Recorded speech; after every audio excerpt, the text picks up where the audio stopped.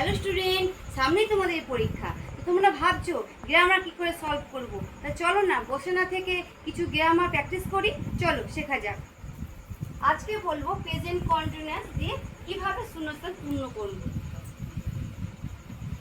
Tania dash draw a picture. Tania একটি ছবি আঁকছে। কি লিখবো? ড্র আছে, তা কি হবে? ড্রয়িং।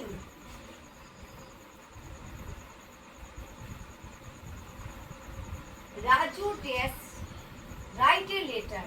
রাজু একটি চিঠি লিখছে, তা কি হবে? রাইট আছে, তা কি হয়ে যাবে? রাইটিং।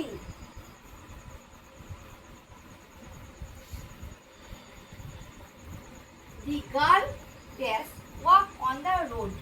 ওয়াক আছে, তাহলে কি হয়ে যাবে? মেয়েটি রাস্তার উপর দিয়ে হাঁটছে, তাহলে কি হবে? ওয়াকিং।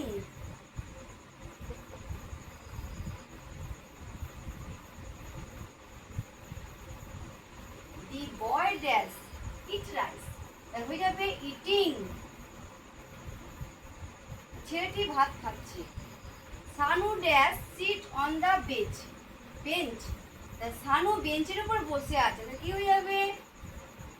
সিটিং। স্টার্ট। লিপি dash stand under the tree. লিপি কি হবে? স্ট্যান্ডিং।